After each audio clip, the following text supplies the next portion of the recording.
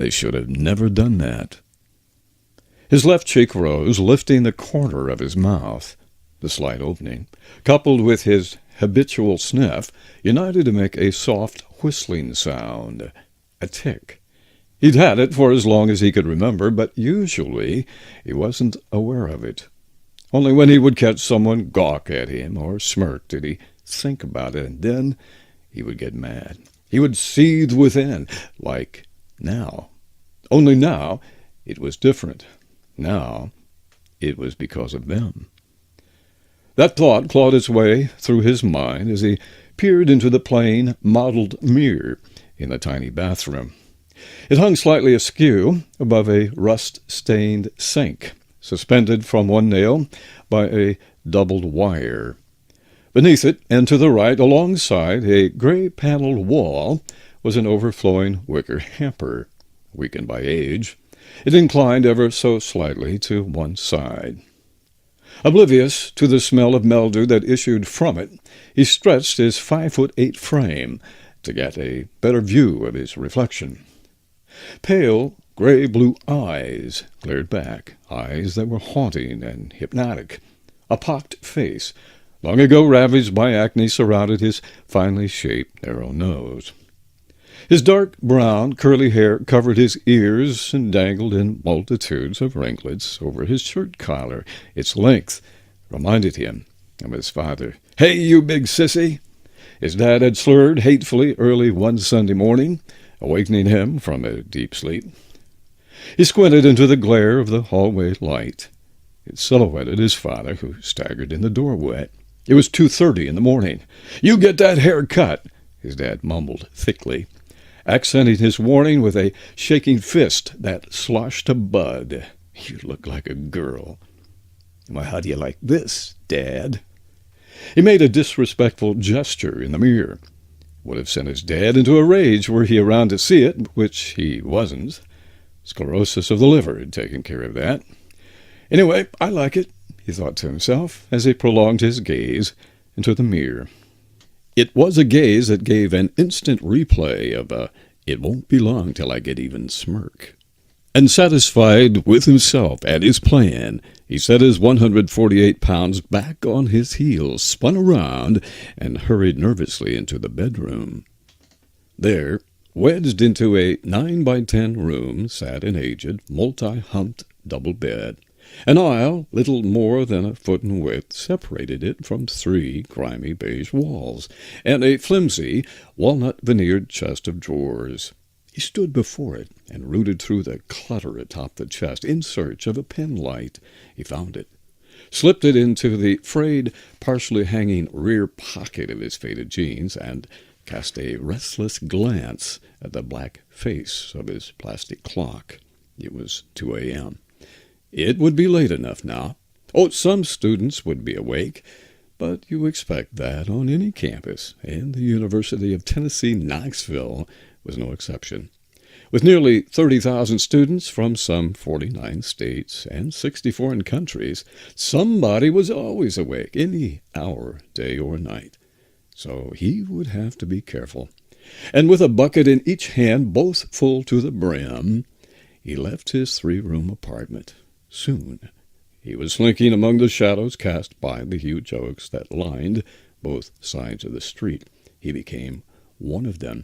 That way he would make it to his destination unnoticed, and then he would teach them a lesson. On the other side of the world, in Sydney, Australia, it was Saturday, 9 a.m. Brooks was standing in front of the kitchen window. She peered out as the postman pulled in front of their modest, split-level brick home. Suddenly, like the flashing of gunpowder, her spirits ignited as she watched him shove a pudgy hand into the mailbox. Maybe today. That hope lingered as a glint of radiant light peeked between the leaves of the snow gum that shaded the front yard. It flashed through the window into her eyes. She screened them with a cupped hand and squinted as she watched Noel hesitantly saunter toward the mailbox. It was almost as if he were afraid of what he might find, or not find. Oh, dear God, let it be a letter from the university, and let it be good news.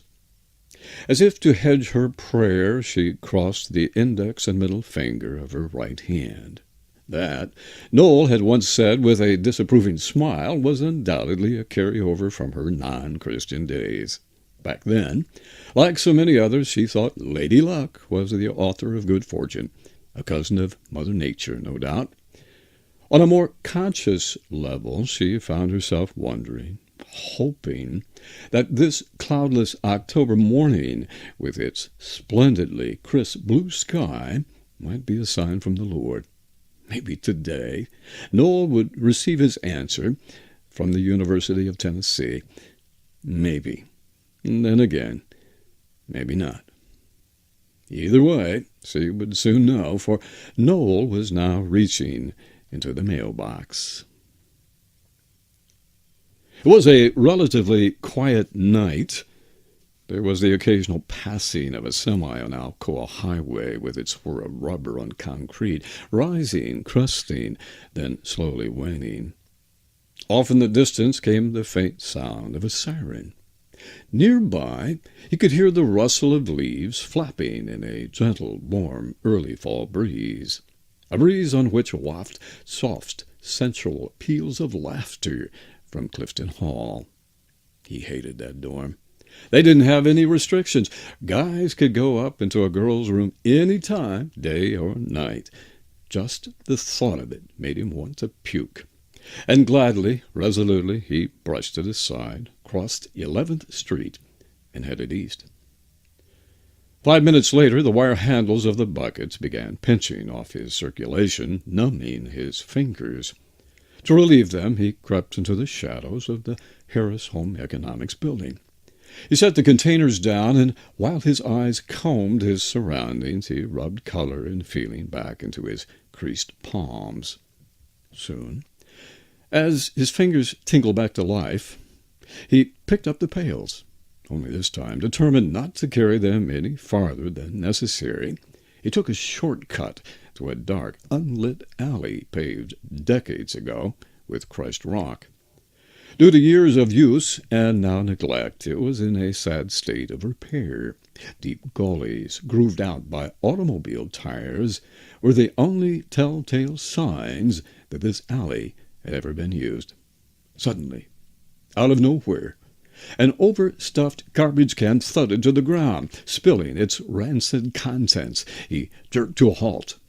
The sudden stop caused some of the liquid he was carrying to slosh into his jeans, and unconsciously a whispered curse hissed through his clenched teeth. "Get a hold of yourself." He gradually regained his composure, and like an actor playing a death scene, his breath bated. He set the buckets down.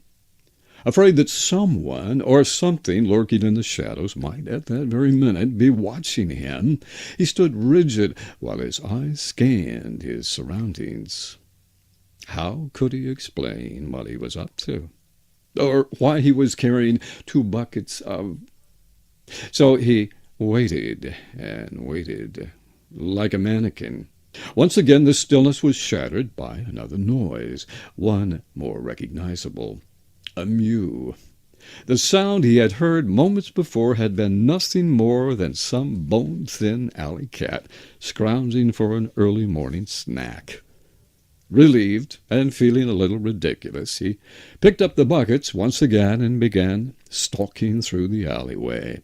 Still wary, he fired a glance to one side and then the other, but he saw nothing, only unkempt vines, rickety backyard fences, and more garbage cans.